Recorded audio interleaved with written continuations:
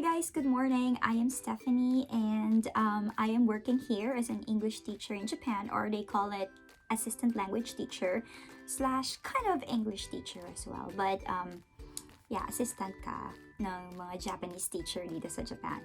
But anyway, so I am making this video because I want to share with you some of the tips or advice na pwede nyong gawin, or you can start right now even if you are a student or you're a graduate student pero gusto mo ding mag-travel sa Japan. Pero syempre, ayun na nga, diba? Medyo mahal or expensive yung show money for those who don't really have enough savings in their bank account. So, I mean, I am one of those people who have been, dreaming to go to Japan.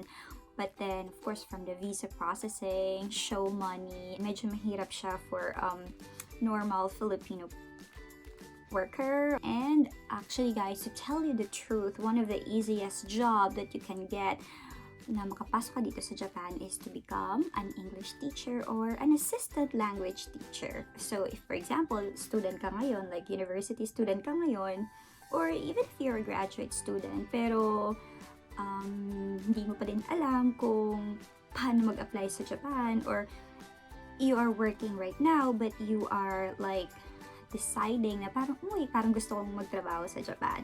So, I am going to give you tips on how to be an English teacher here in Japan soon. First, of course, all you have to do is to study Japanese.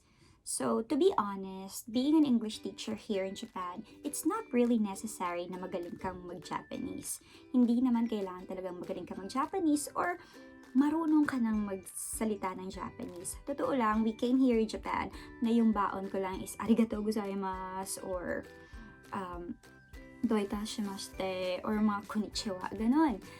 So, sa totoo lang, yun lang talagang alam ko. But then, there is a disadvantage if you don't know how to speak Japanese. But then, what I'm saying is study Japanese is like, alam mo yun, yung at least 10 words a day lang. Kahit 10 or 5 words a day lang. Or 10 to 15 words a week. Kahit yun lang. If you are planning to go to Japan, start now. If you're a student or you're working right now but you have like plans of going to Japan, and like I'm saying, to be an English teacher is the easiest way. So, at least kahit 10 to 15 words a day, or kung hindi talaga kaya, a week. Alam mo yun, every day, memorize it. Second day, memorize again. Third day, memorize. Pag memorize mo na, itry mong isulat on the 4th day, on the 6th day. If medyo okay ka na dun sa 10 to 15 words na yun, then move on to the next set of 10 or 15 words for another week. Set a goal. Kasi alam mo yun, it's just really very important that you know some words. At least kahit pa words lang. So, that's my first tip. At least it's better to have Japanese words with you. Kasi nga, yun, based on experience, medyo mahirap talaga siya. But then if you're working as an English teacher and you're at school, people at school and the students at school somehow will adjust. They understand. So, it's okay if you don't know any Japanese word. But then I'm saying, just study as a preparation. Yeah, self-study. Okay, next, let's move on to number 2 tip. So, second tip is, of course, try to learn phrases, Japanese phrases, and then move on to sentences. Try to level up your skill. Like what I said, 2 to 5 phrases a day or a week is okay. Alam mo yun, pag naipon mo yung mga phrases na na-learn mo in a month, in 2 months, parang feeling confident ka na. Kasi I think it's easier na mag-apply ka na you have the knowledge of the language, diba? So, ayun, 2 to 5 phrases a week is okay. Like, example, saan yung toilet? Try to learn how to say that. That's actually already a sentence. So, also, very important din kasing malaman natin, di ba pag nagsistudy tayo ng grammar structure, nag-learn tayo ng 5 W's and 1 H ng gano'n. In Japanese, the same thing din naman. So, you have to learn the itsu, when, what, nani. So, you have to learn those things. So, where is the toilet? Toire wa doko desu ka? So, alam mo na kung anong toilet, di ba? Toire. Tapos, alam na din kung saan yung where, doko. So, just try to learn little by little. Simple phrases or sentences will do. Kasi, alam mo yon, if you know a little Japanese, you have the edge to get the job. So, kahit mga simple lang, you don't have to really learn a lot. You don't have to be really, really very good or expert. Ganon. Next, third tip. Of course, you assess yourself with English level or skill. I mean, assess yourself with your English level or skill. What I'm saying is, ask yourself, vocabulary ko ba sa English okay? Mukhang okay naman. Mukhang kaya ko naman makipagsabayan ng conversational English. But if hindi ka confident, then at least try to practice. Or look at the mirror, try to talk to yourself. At pag kaya mong mag-respond or tanong sa sarili mo in English, then you're good. Next, kamusta yung pronunciation ko? Okay ba? Okay ba yung pronunciation ko? Try to record yourself in your phone or anything na may recorder ka dyan, and then pakinggan mo yung sarili mo, yung voice mo. Hindi naman talaga necessary na para ka ng American magsalita. But what I'm saying is, hindi naman talaga kailangan na may accent ka. It's okay. But at least we can pronounce some words properly kasi, alam mo yun, syempre, magti-teach ka ng English as siguro ilalagay ka sa high school or junior high school. So, parang importante na marunong ka ng pronunciation, mako-correct mo yung mga bata. So, assess yourself. Can I make a sentence? Okay, check. Can I pronounce well? Okay, check. Can I read difficult words? Ito, very important din. Kasi even us, or even me actually, I sometimes encounter words that I am not sure.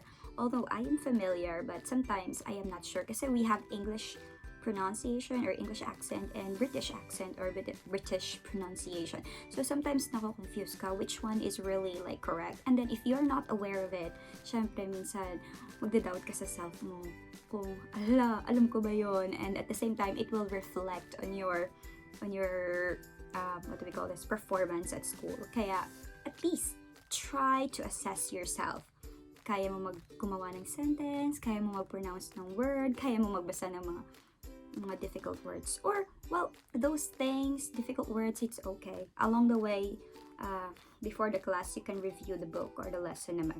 So you're fine. It's okay. But that's it. Assess your English level. So para at least confident ka din pag nag-apply ka, di ba? Fourth, of course, you have to try to get a teaching experience. Yeah, if you're an education student right now, or if you are an education graduate, then you're lucky. Kasi you already have the teaching experience. So, pasok ka na doon. If you have the 1, 2, and 3, then move on to 4th. So, you're okay. But, for those who are not English teacher or education graduate, it's okay, guys. All you have to do is to get an online English like tutorial na experience. Kasi I have friends or sa batch namin, hindi din naman sila education graduate. Even me actually. Although I took the diploma in teaching, I have my license, but wala kasi akong diploma talaga. Hindi kasi ako hindi ko kasi natapos yung internship, kaya hindi ako nakaakyat ng stage. So I didn't get my diploma. So yung parang yung units lang kasi talaga yung ginol ko nung time na yun para makakuha ng exam, ng board exam. But then, kaya hindi ko siya nagamit actually. So yung ginamit ko talaga is yung diploma ko sa College of Communication, yung Bachelor in Journalism ko na diploma. Yun ang ginamit ko talaga. So yun yung nag-reflect talaga sa resume ko or sa application ko. And then I just used my experience. I took, of course, the Certificate of Employment sa previous school na pinagtrabawan ko for a year, at syempre online teaching. So if you're not an education graduate or wala kang kinalaman talaga sa education, at least if you are planning now to become an English teacher or assistant language teacher, then try to start now applying to be an English online teacher. Kasi alam ko, during our time, 2 to 3 months of experience is okay. So if you can do longer experience, then the better. So don't worry if hindi ka education graduate or hindi ka teacher, just get online teaching experience or maybe volunteer teaching experience if, alam mo yon. At least importante, meron kang experience sa classroom. Yun naman yung mahalaga kasama ng mga bata. That's the 4th one. And the 5th one is, of course, yun na nga sinabi ko, have a diploma. At least dapat kapag tapos ka ng college or university, you're a university graduate. Kasi syempre, di ba, pupunta ka sa ibang bansa, magiging teacher ka, tapos pag hindi ka graduate ng college or university, di ba? So it's so parang questionable siya. So kaya guys, for students out there, it's really very important na makapagtapos muna kayo. Get a diploma and then you can apply. Napakadali lang. Any job will do pag may diploma kayo. Tandaan niyo yan. It's really, really important. Okay? So, importante talaga na magkaroon kayo or meron kayong diploma.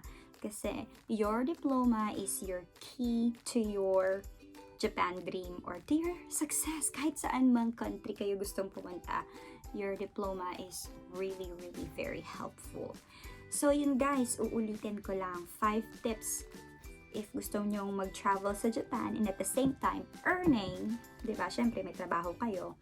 First, again, you have to study Japanese. 5 to 10 words a day or a week is okay. Number 2, learn phrases and try to make sentences if you can.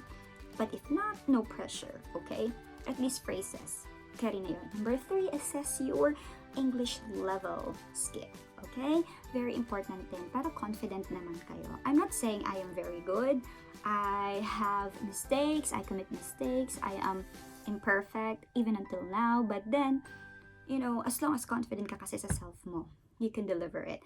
4th, of course, try to get teaching experience if you are not an education graduate, okay? Online teaching will do. Okay, and 5th, of course, very important, have a diploma. Okay?